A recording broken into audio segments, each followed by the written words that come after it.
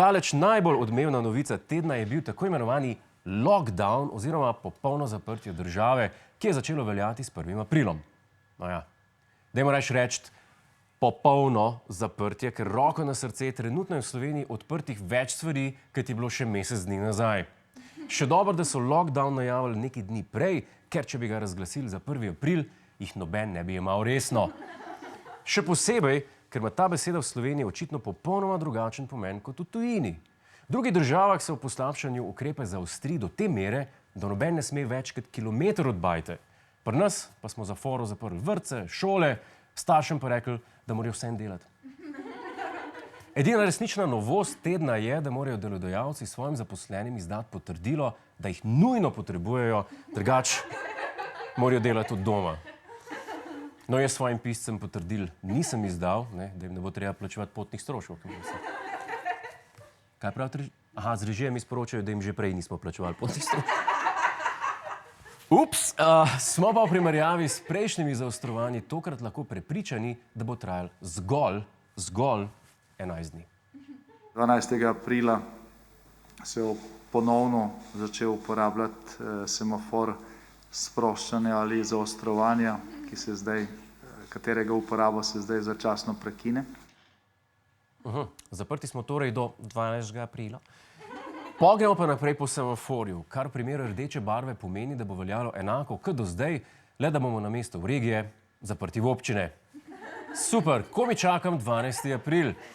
Če stroka in večina vlade novo zapiranje podpirata, pa tega ne moremo reči za slovensko ljudstvo.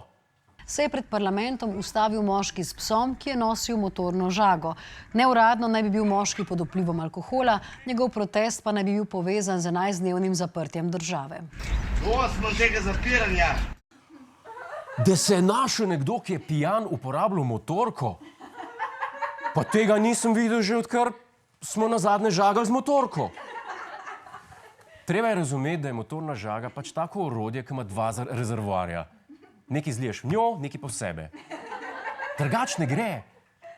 Vladne ukrepe pa tokrat niso podvomili le tisti, ki orodje uporabljajo, ampak tudi tisti, ki ga izdelujejo. V imenu gospodarstva je spregovoril gospodarski minister. Zato zavračam zahtevo po strogem zaostrovanju ukrepov in dokler mi ne bodo predstavljeni jasni dokazi o vplivu gospodarstva na število okužb, bom ostal pri prepričanju, da nimamo povsem jasne slike o tem in bom prepričan, da so za širjenje okužb odgovorna zasebna druženja. Me mika, da bi ga oponašal, sem ga ne bom. Minister Počivalšek vsekakor ni videti navdušen nad novim zapiranjem. Še malo manjka, pa bo on šel z motorko pred parlament. Človek je z Kozjanskega, bodite zik, da jo ima.